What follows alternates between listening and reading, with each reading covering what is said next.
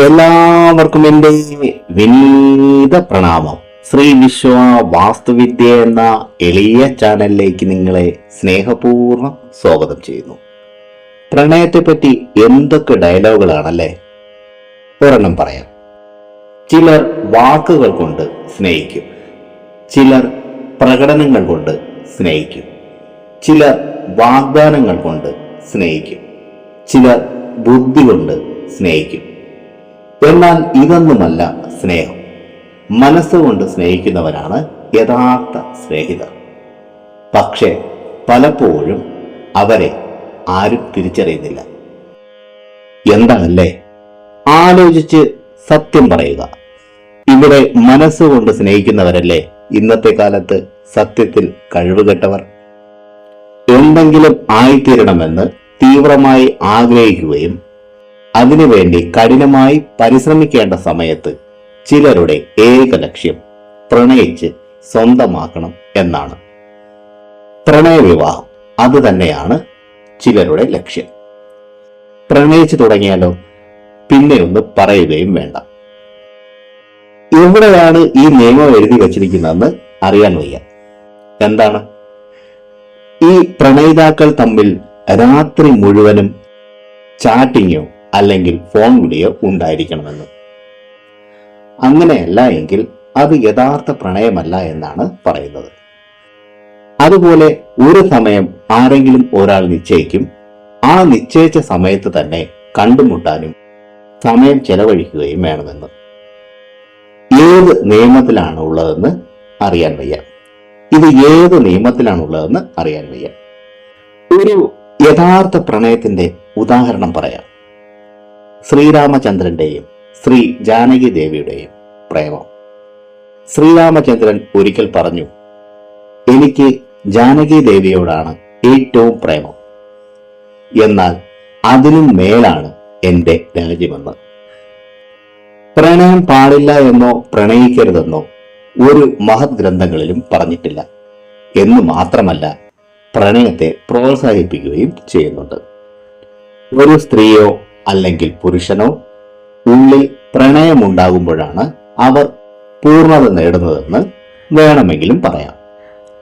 എന്നാൽ ഈ പ്രണയം കാരണം ഭാവി നശിച്ചു പോകാറുണ്ട്. അത് വിജയിച്ച പ്രണയമായാലും പരാജയപ്പെട്ട പ്രണയമായാലും സ്ഥിതി ഏകദേശം അങ്ങനെ തന്നെയാണ്. ചില കാര്യങ്ങൾ ശ്രദ്ധിച്ചില്ല എങ്കിൽ. ഒരു ഉദാഹരണം പറയാം.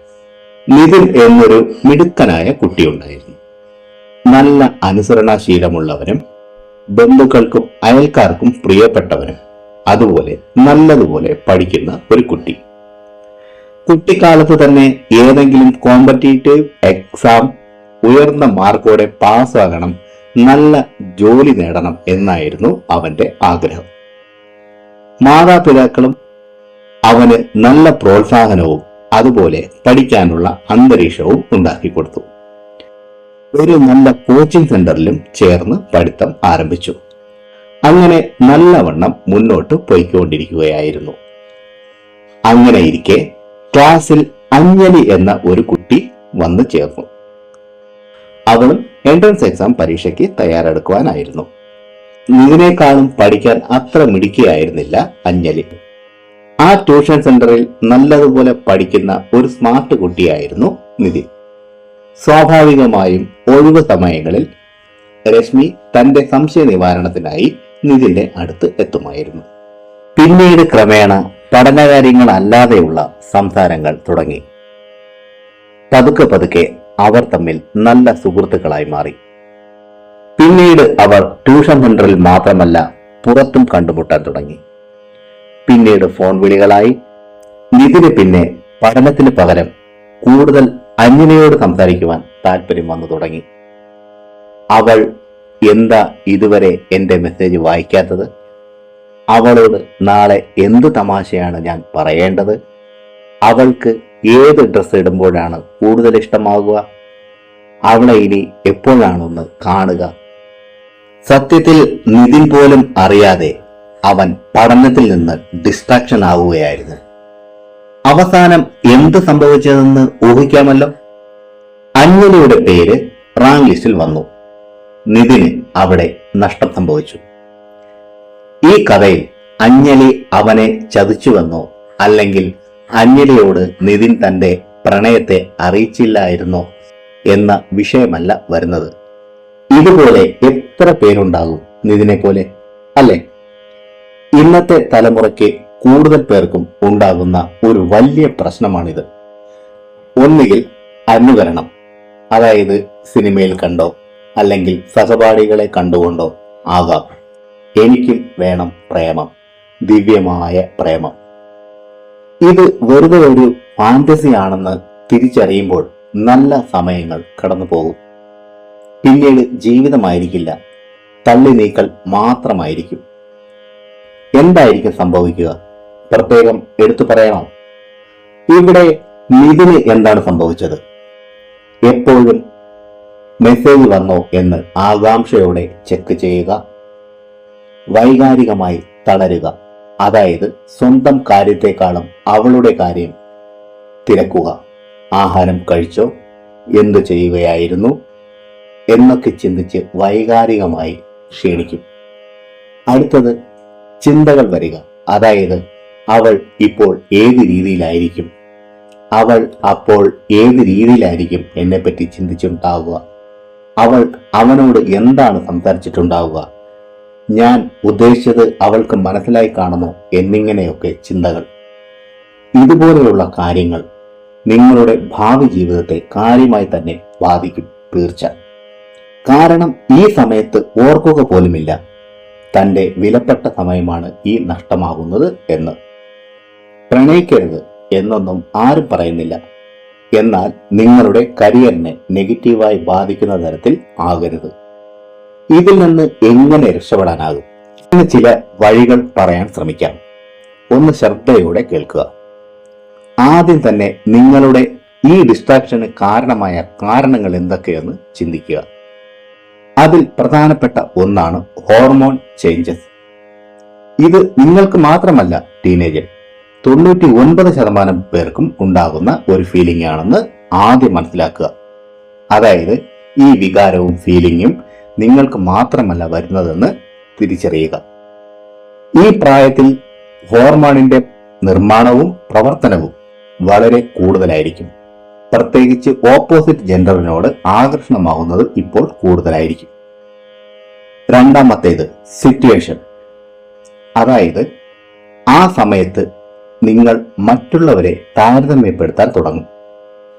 അവർ തമ്മിൽ പ്രേമത്തിലാണ്, അവർ എത്ര സന്തോഷത്തിലാണ്, എത്ര ശാന്തരാണ്, സത്യത്തിൽ അവർ അങ്ങനെയാണോ? നിങ്ങൾ ഈ ഡിസ്ട്രാക്ഷനിൽ പെട്ടുപോയിട്ടില്ല എങ്കിൽ 10 വർഷം കഴിഞ്ഞ് നിങ്ങളുടെ സ്ഥാനം എവിടെയായിരിക്കും, അവർ എവിടെയായിരിക്കും എന്ന് ഓർത്തു നോക്കുക. അടുത്തത് സോഷ്യൽ മീഡിയ. ഇതിന്റെ പ്രഭാവം എത്ര വലുതാണെന്ന് എല്ലാവർക്കും അറിയാവുന്നതുമാണ്.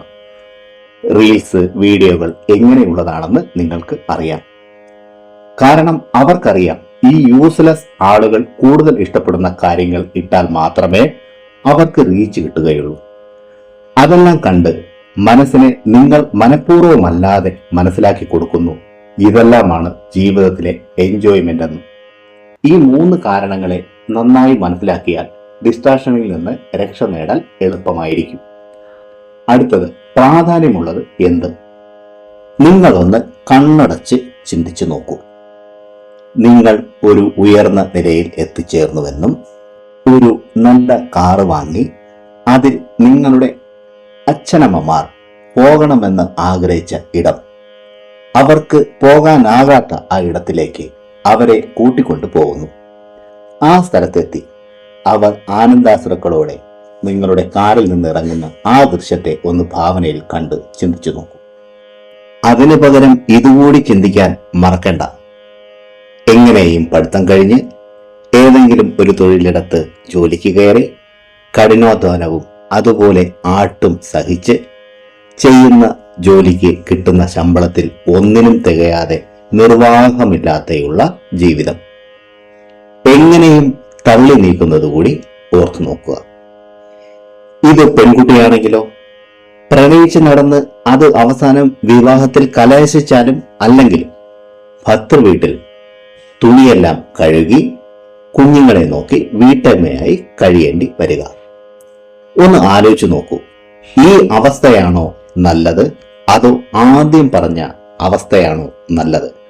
ഇത് ആദ്യം ഒന്ന് തിരിച്ചറിയുക. ഒന്ന് ആലോചിച്ചു നോക്കുക.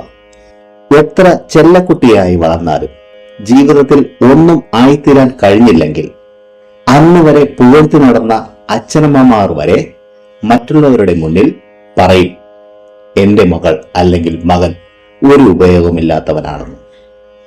ആദ്യം പറഞ്ഞ ആ സിറ്റുവേഷനാണ് നിങ്ങൾ ജീവിതത്തിൽ ആഗ്രഹിക്കുന്നു എങ്കിൽ തീർച്ചയായും ഇതുപോലെയുള്ള ഫാൻസി ഡിസ്ട്രാക്ഷനിൽ നിന്ന് ഒഴിവാകുക തന്നെ വേണം.